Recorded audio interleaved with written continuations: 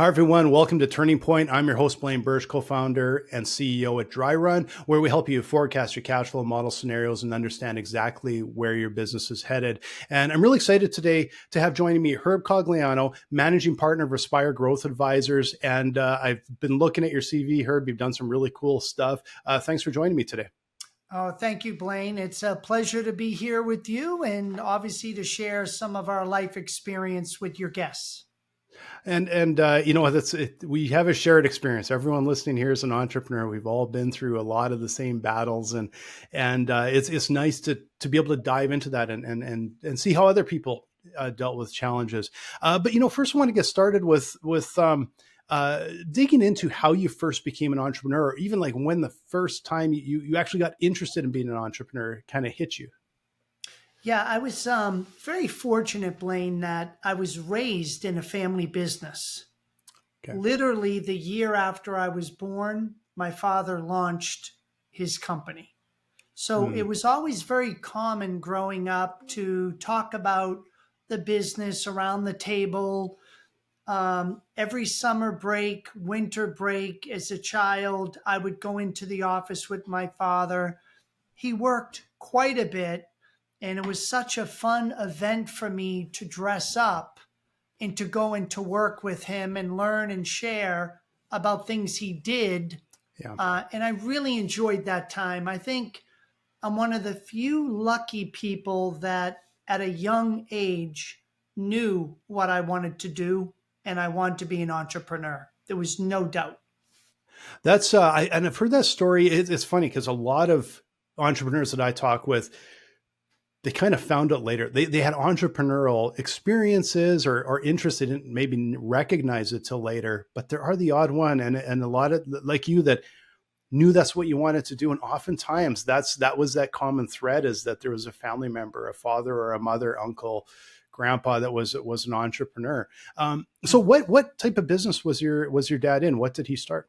Yeah, we're in the employment business and very purpose driven on helping people get meaningful employment. Okay, and so so first of all, how far back would this have started? That first 1966. okay, wow. So I imagine absolutely dramatic changes in that industry over time. So can you describe back in like when you first got involved in the business or kind of interested in that, or even just some of your first experiences there? How did that work in the 60s and 70s, or you know when you first Um, were getting going?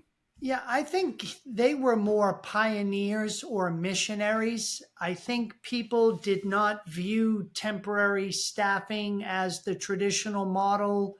Hmm. Back in the 60s, everybody worked 25, 30 years. You got the golden watch when you retired. Yeah, And contractors, what is that? I mean, yeah, it wasn't really a sound, proven business method or service people would use. yeah. But my father found out that as companies became more dynamic, there was more competition locally and abroad, that they could benefit from having flexible staffing options to augment their permanent full-time team. So your dad was about 30, 40 years ahead of the Sure. curve of Yes. sort of what's happening now. It's interesting because we see this all the time with entrepreneurs. One of the things that sort of binds us all together is this way to spot opportunity, and that's what seems like exactly what your dad did. It's not like, hey, I want to do this. It's like, hey, there's a need, there's an opportunity here, and we can fill that gap. I'm really curious because this is a struggle for businesses since the beginning of time and even today. How did he introduce what was kind of a fresh or new way of doing business, a new type of service to a kind of an established market that, like you said, didn't really know about this at that time? So we were a local regional provider. And I think what he did in the earlier days, he started off with a niche, design drafting people. Okay. And then he found out very soon that a lot of our clients were larger companies that had a variety of needs throughout the company.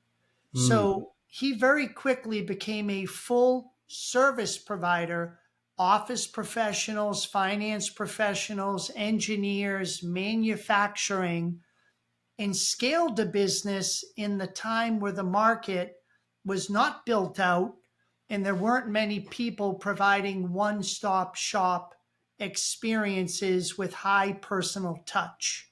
Hmm. Over the years, as we went forward, that became commoditized, and then it turned back into what's your specialty. Gotcha. Yeah, it's amazing how the market shifts when other players come into the market, and so now it was obviously like it wasn't that I guess common to supply sort of short term staff to businesses at that time. But there's also the flip side, is people didn't realize that was necessarily an opportunity for them for employment.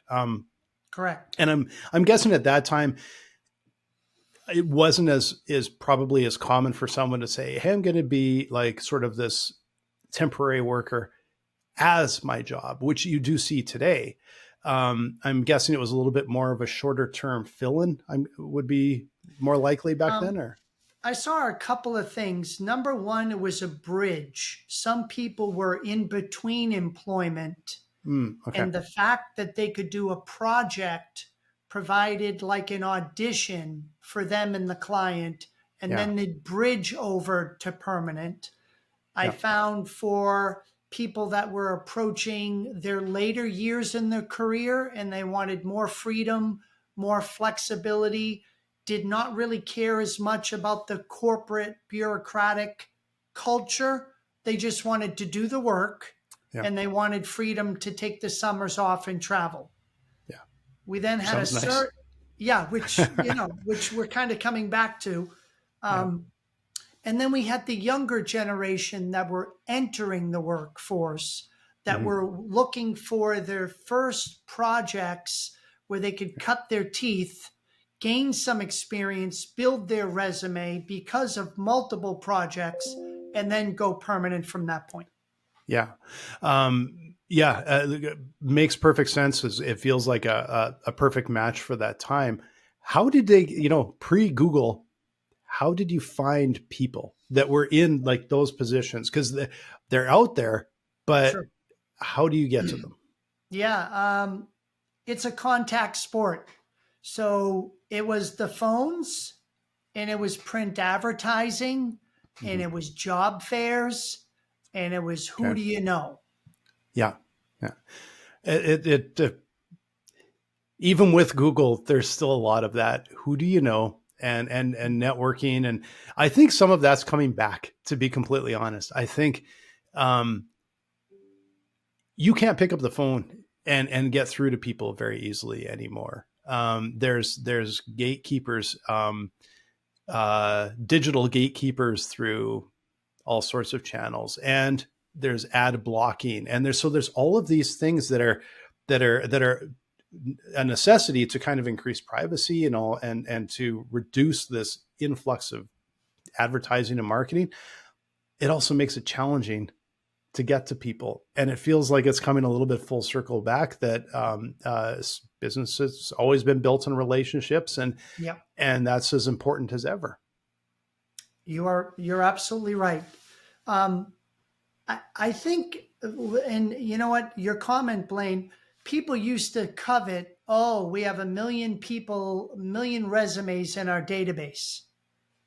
And I'm like, that, but my Yeah. clients want somebody that I had a relationship with, that I understand their personal needs, their Mm-hmm. unique skills, what their ideal project is, where they'll be happy and retained and have good Yeah. outcomes. They didn't really care how many resumes I had. It was relationships. And our Yeah. purpose was improving the quality of life one relationship at a time. Yeah. Because at Yeah. the And end of the, yeah. yeah, Go ahead. Yeah.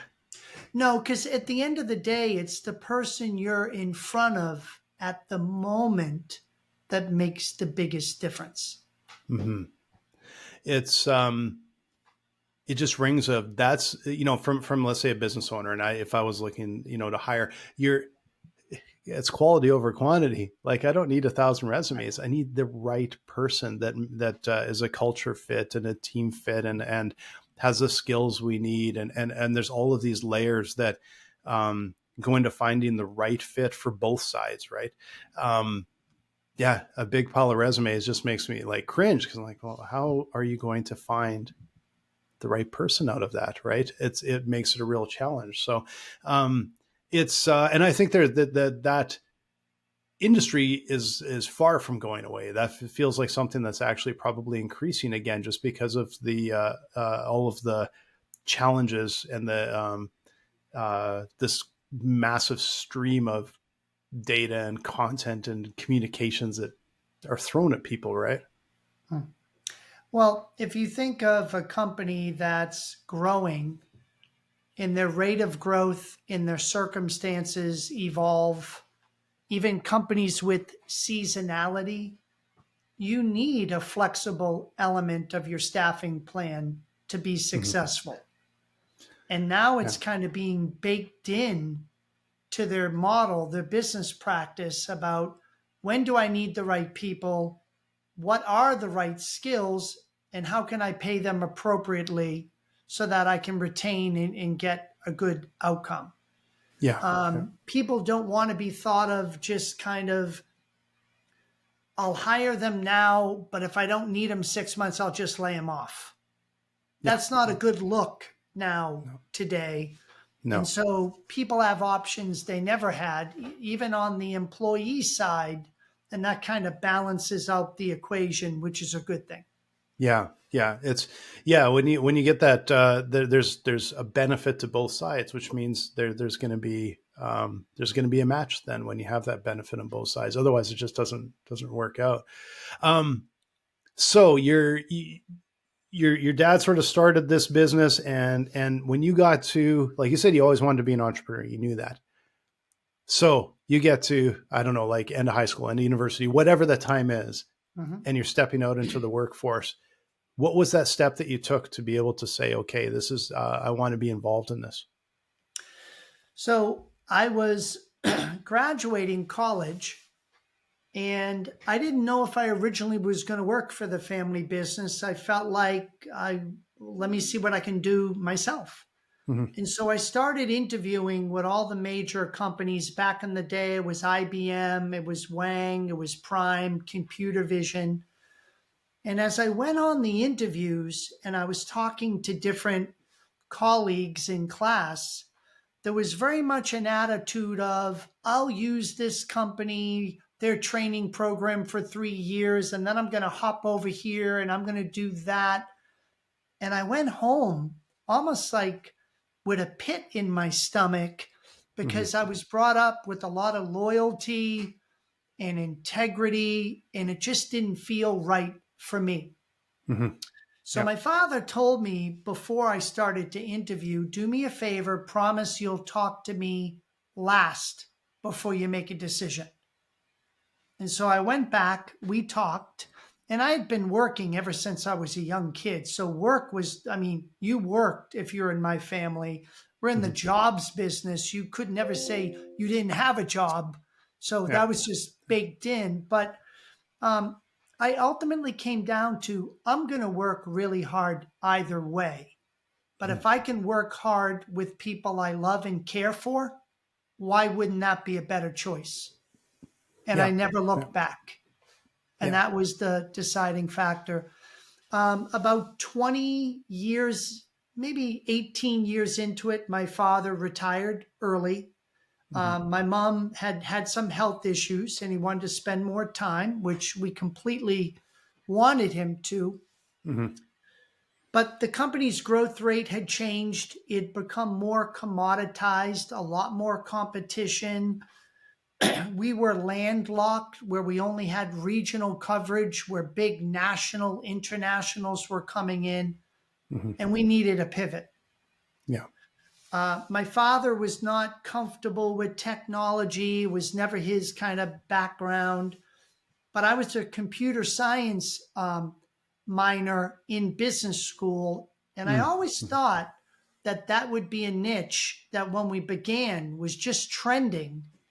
And if we could get ahead of it, that could be a pure play focus, not only regionally, but nationally. Yeah. Yeah. And it took us probably 2 to 3 years to make the pivot, Hmm. but we ended up switching our entire business mix from a full service, local, I don't want to say commoditized, but local provider to a US provider of high end niche IT skills. Okay. And this was early in the day. And that ended up being a pivot that kind of unleashed that next level of growth that we had been avoiding or not achieving in the last couple of years before. Yeah. Um, okay. Yeah, I really want to dig into this because, and we've even at Dryrun have sort of recently moved through a pivot, and just because we found our market was further up market, that's where everyone wanted us, and it ended up being a lot more of a substantial pivot than we thought. And so, um, I've sort of been through that, still working through some of that. But what I've been seeing, really in the last few years, there's been a lot more companies that have had to pivot because of the different sort of issues that came along with COVID and the whole change in the business environment and this migration to working remotely, massive changes in markets, and then inflation and everything else that came with it.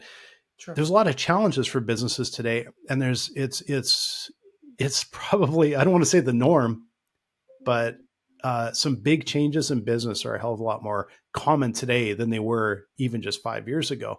Sure. So that was a really substantial move, and I can see that you sort of came into the position, but it's like, okay, I'm coming to the position, and it's not like rinse and repeat. I'm coming into the position, and I have to rally the troops and figure this out and do it right. How did you balance all of that, and how did you get your team engaged and actually accomplish something that was sort of this monumental? Yeah. If you think of COVID, there was unfortunately companies that lost 50, 70% of their revenue literally overnight. Mm-hmm. In Yep. that dramatic example, you don't have a choice as a business owner, business leader. You either Mm-hmm. pivot or you perish. Yeah. I think what I was very aware of, watching our numbers, watching the margins start to trend in dip, watching healthcare continue to rise, benefits, employee wage, that never decreased. Yeah. That kept increasing while the pricing and margin kept getting hit. Yeah. So for me, as kind of a strategic thinker in that role as CEO, you have to read the tea leaves. You have to know Yeah. that this is coming. It's not if, it's when. Mm-hmm. And I think being a student of that data, looking at the number of job orders, looking at the volume drop in different areas in the company, just said that we really don't have a choice. If we don't do it, the market's going to do it to us, and it's not going to be good. Yeah. Yeah. Again, a bit of a pioneer of that much focus on data.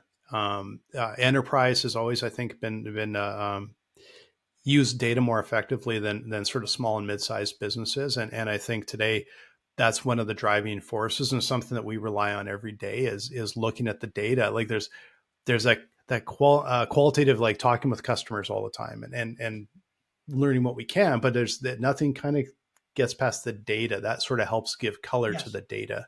Um, Yes.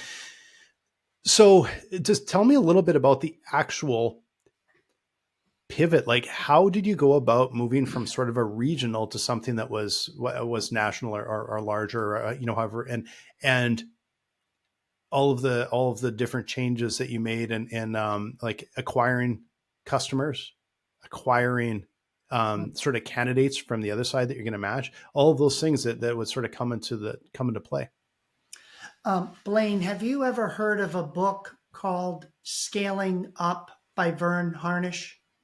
Yes. In fact, I think I might have it on a bookshelf, not here, but in up in Canada there. Yes, it looks awfully familiar. So we were going through this, looking at the data and not liking the trend. Mm-hmm. And I got that book in early 2002. And it was the first time that there was ever a playbook for business growth that was written for the small mid-market owner. If you weren't big enough to have a team of MBAs from Harvard on your leadership team, which 99.9% of us are not, then what is the playbook? Yeah. And entrepreneurs are smart. They know about sales, they know about marketing, but it's not the one item. It's the integration of all the business items, from people to strategy to execution to cash.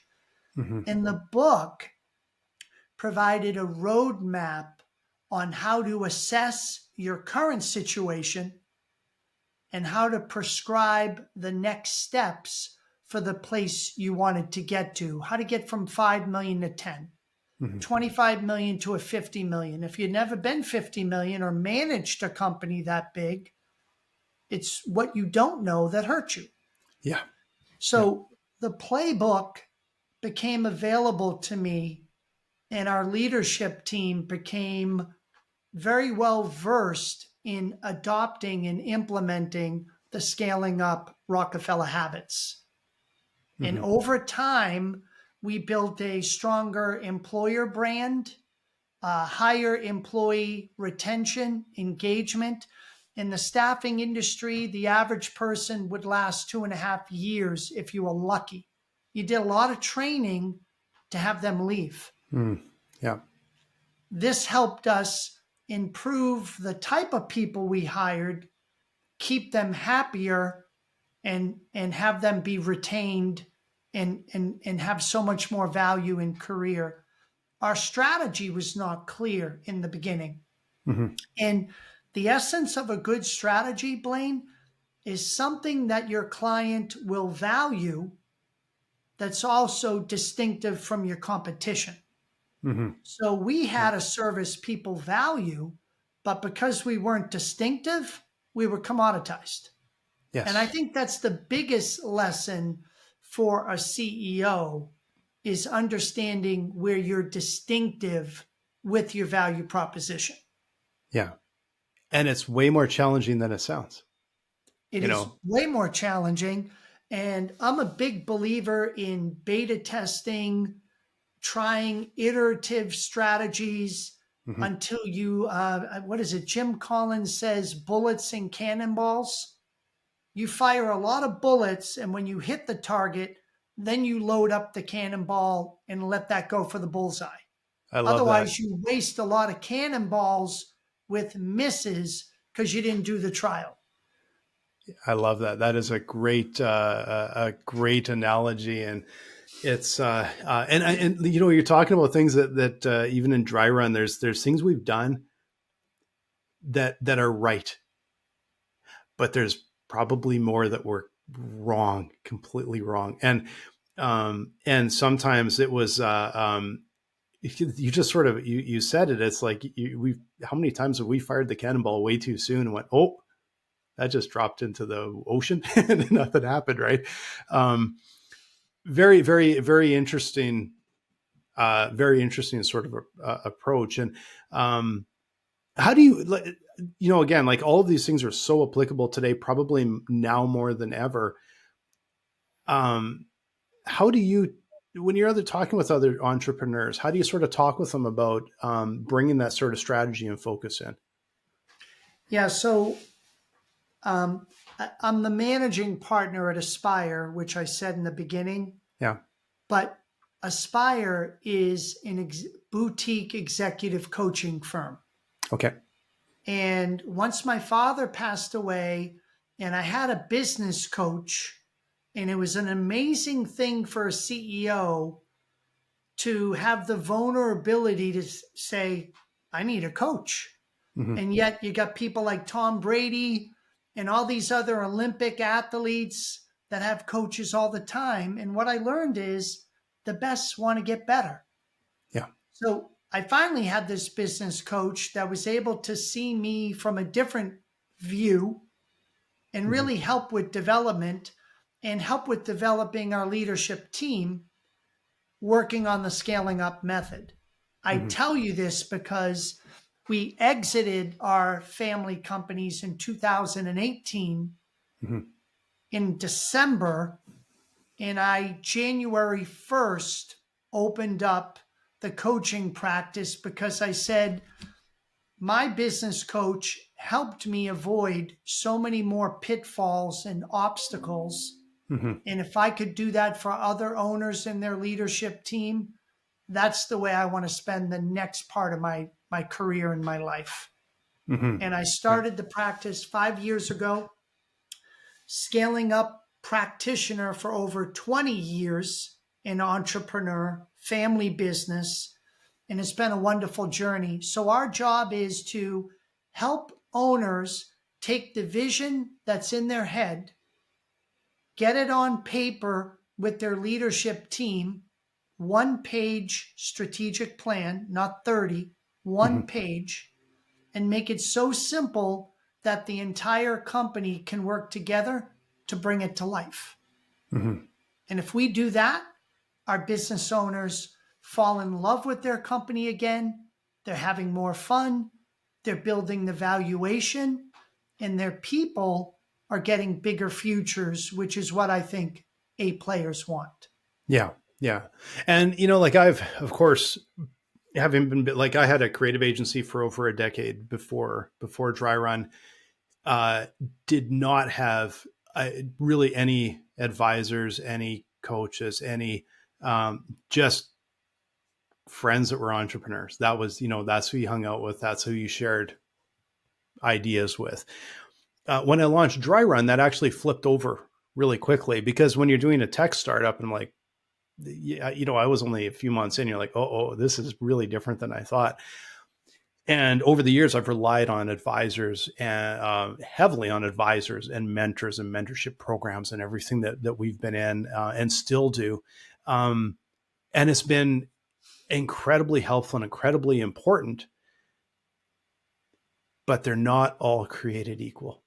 There have been some that have been outstanding. Like you said, shortcuts have been fundamental. Years later, we're still talking the same way. And then there's other times where we've literally went off track. Think, just sounds right, and we did it. How does a company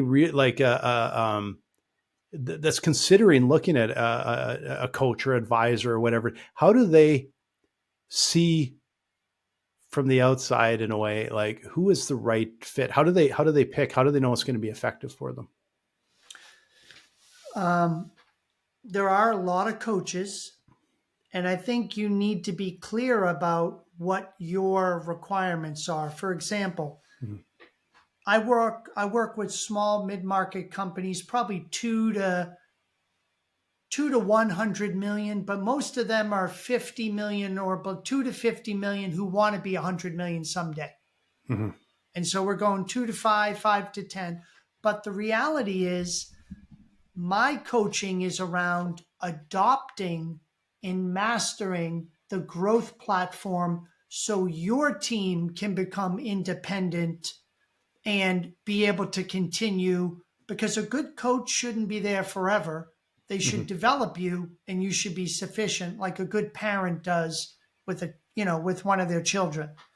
So I say that because my clients either have read or have used or appreciate scaling up.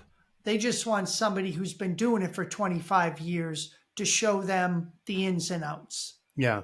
Well, and I'll be honest with you. You hit the nail on the head there, and I'm going to sort of pull that out. As the fact is you did this for 25 years.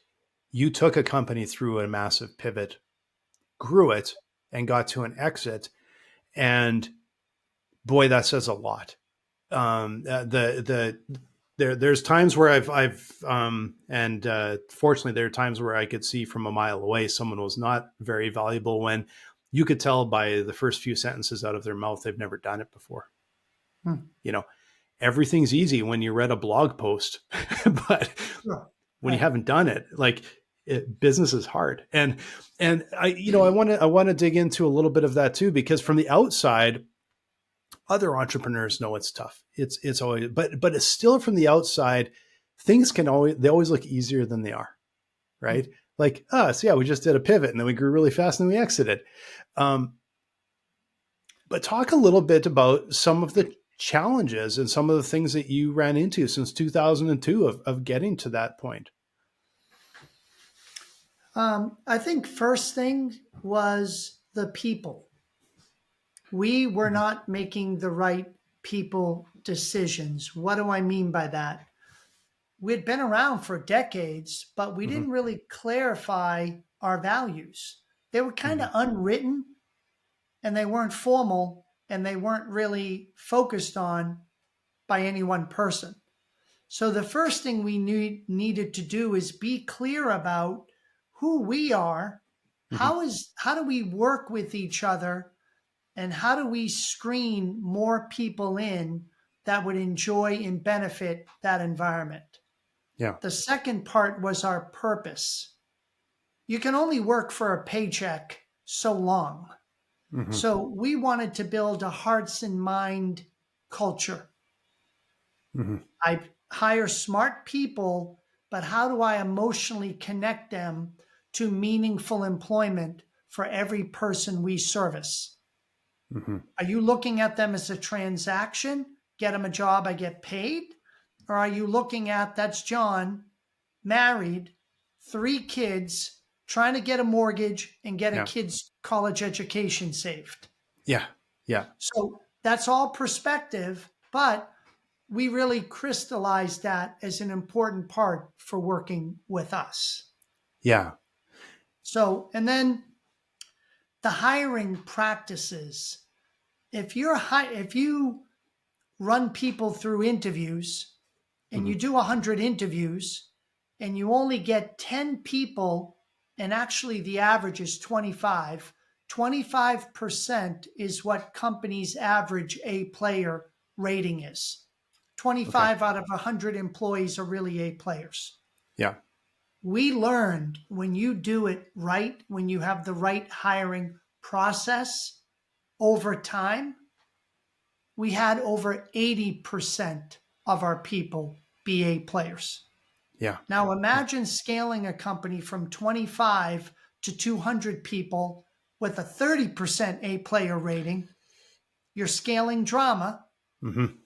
Yeah. Or scaling a company with 80% of them A players, and you have an amazing impact. Yeah. And it's that is one of the biggest challenges. And when I had my creative agency, we were very fortunate that, and I don't know if it wasn't luck. It certainly wasn't process, but somehow there was an intuitive enough process that we hired really well over and over and over again. And we got the like they always say, like you hire for culture. That's the skills can sort of come later. Of course, it might be a prerequisite, but that's not where you focus. And with Dryrun, we were doing quite well, and then we got into a bit of a run, especially after COVID, where we rushed into things at times. We looked at almost the role over the culture, over the fit, and we paid the price several times. And it was a really hard lesson to learn. And it was just, and so now it's, for myself, it makes me a 1,000 times more cautious when we're hiring to make sure that, because it's not like it's, it's just the wrong fit. It's not that they're people that didn't work out were bad people Sure. or are not effective, but it wasn't right for our business. And like you said, our culture and what we care about, and how we like how you talk about John and his kids in the college or whatever. That's how we look at our customers, because our customers are running businesses and they're independent and they've got to pay employees and they're feeding mouths. And that's how we look at that. Right. Sure. And we're helping those businesses. And it's that there's this unique blend of culture, but also, as I mentioned, I kind of before the show started, our business with Dryrun has always been fully remote. And for the first few years, it was super weird. And then all of a sudden everyone's remote, and it was like same thing for us. We already had everything in place, but when we're hiring, we realized there's that culture fit, but there's also the ability to work in a remote environment is different. And that's also another level or layer that sort of comes into hiring the right people. How do you guys how do you reconcile sometimes culture and how you care about customers, but also just the ability to be able to work on your own and be driven and motivated and be able to work remotely in a team? Because some people have a big challenge with that, right? Yeah. It's not for everybody, but if you're hiring to your values and your purpose and you truly have alignment, Mm-hmm. that in itself for an A player, you don't need motivation. Like, I don't want to hire people that I have to motivate. Mm-hmm. What a great leader does is hire people with the right internal motivation, Yeah. and then help them get roadblocks out of their way. Mm-hmm. So it's more about de-hassling, not micromanaging. Yeah. Yeah. What are some of the tactics that you think are really important to be able to identify those A players? Because it's everyone develops their ideas and their processes, and some of them seem to Yeah. work really well, but it's something that all of us it can always improve, right? So first thing is having a clear, you may call it a job description. We call it a job scorecard. And a job scorecard lays out what is the mission of the role. So I can have Mm-hmm. 20 people with a VP of sales title, Mm-hmm. but the mission of my role is to build a sales team from 5 to 20 people in the next 36 months. Not every VP of sales has completed that mission. Mm-hmm. Another mission could be a product rollout, new office opening. And so I want to match not only the title, but the mission. And they're normally missions of 1 to 3 years is kind of the timeline that I look at, because then they Mm-hmm. constantly evolve. Yeah.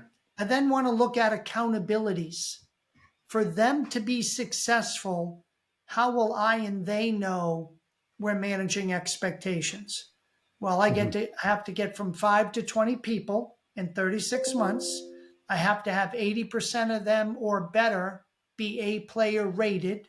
Mm-hmm. I need to have volume of sales with 20 people on my team go from 5 million to 20 million in 36 months. So I'm Mm-hmm. making it very clear, and then I'm using that as an interview guide to look at their experience and track record where they've mapped Mm-hmm. successful other times with that mission. Okay. And I then that then, maps together with that other mission or vision inside, and purpose and all that. yeah, that's the third part, and that's what I call competencies. We have the technical competencies, and then we have the professional competencies around our values, purpose, vision. Mm-hmm. And you put that all together in your interviewing process, and only the people that come out in the top tier do you bring back for another important round. Yeah. So how do you ascertain that They isn't like, here's our vision. Yes, I agree with that. Like, how do you ascertain that it's true? Like that is to their core that they believe what you believe, or that they are going to be a culture fit? I think you have to ask them questions that are open-ended to see how they really respond. Mm-hmm. And that takes a little time, but you work as a team and you craft them. So innovation was one of our core values. Blaine, in your career, what would you describe as your most innovative accomplishment? And when was it? And Mm-hmm. what was the level of impact you and the company received from it? Mm-hmm. And am I like yawning as you're telling me? Or am I like, Blaine, tell me more? Wow. Yeah. And by the way, when was the last time you did it before that? Was this like a one trick wonder? Or are Mm-hmm. you like doing this every other week? Yeah. So there's ways to pull it out. But if you never focused on having to learn that, it would just be kind of a side question. Yeah. Yeah. So yeah, again, like you're talking very much a very carefully planned and process, and then just the execution is you just sticking to plan, but being able to have those conversations and draw that out of people. I imagine that's a skill that's developed to be able to do that. Hey. Yes. So I kind of want to bring us full circle. You've talked a little bit about what you're doing today as a coach, but I want to dig into that a little bit on how you do that and who you do that for, and who should be talking with you today. I love working with entrepreneurs that have 2 to 50 million in revenue, normally 10 to 100 plus employees that have a commitment to double minimally every 3 to 5 years. Mm-hmm. And they have a personal and a professional desire for self-improvement for them and investing in that for their team. Mm-hmm. And so when you have that mindset, growth orientation, development orientation, generous with that investment, not a cost Mm-hmm. for you and your key leaders, your company can do amazing things. Yes. And I also try and align with your purpose. Why is the business open? Is it a money grab, or do you really want to do something special and make a difference? And we talk about the double bottom line, Blaine. The double bottom line is purpose with profits. Mm-hmm. Not one or the other, both. Yeah. And our platform, our business process helps companies bring that vision to life. Mm-hmm. And I imagine one of the first things you recommend is read Scale Up, and that'll tell you a little bit about your approach, I imagine. Yeah, and I meet people, and they can become frustrated. Like, they started the company because they had expertise. They loved selling or designing or developing or coding. Then they go from a technical to a entrepreneur, and then from an entrepreneur you have to become a leader of others. Wait a minute, I was good myself, I could produce and have a great income, but now I'm worried about 10, 20, 50, 1,000 other people. Mm-hmm. And I didn't do that job. So we help people with the transformation that they need to develop into, their leaders need to develop into, to handle the size of the vision that they're trying to create, because they're not ready when they begin. Yeah. Yeah. So how should people track you down? How should they find you if they want to talk with you and just to get to know more about what you guys offer at Aspire? Yeah. Yeah. So simply go to the website, aspiregrowthadvisors.com. For those of you that don't know your business readiness to scale, We have a complimentary assessment that will tell you where your biggest gap is right now, the low-lying fruit. And for those of you that want to know how prepared you are to be a high-impact CEO, we have a separate assessment for you to determine what your gaps are in a high-impact CEO development status. So please take advantage of either one. If anybody has questions, they are welcome to follow up. And just been a pleasure being part of your show. Yeah, well, thank you so much, Herb. This was a really interesting conversation, and as usual, when I have these shows, I selfishly ask a bunch of questions that I'm really interested in, and I believe that everyone else will be interested too. And it was really, I found it really engaging and some great insights into, especially into hiring and working with staff and scaling up like that. Well, thanks everyone for tuning in today. Make sure you follow us, you subscribe, make sure you catch every episode. And if you're looking for a way to project that cash flow in your business, model scenarios, understand where you're headed. If you're buried in spreadsheets because you got a multi-million-dollar business with complications everywhere, come and talk with us. We will simplify it and make it just highly useful for you and your team. Come visit us at dryrun.com. Thanks again, Herb. Really appreciate it. All right. Thank you, Blaine. It was a pleasure, and my best to everybody out there. Hopefully we'll be talking down the road.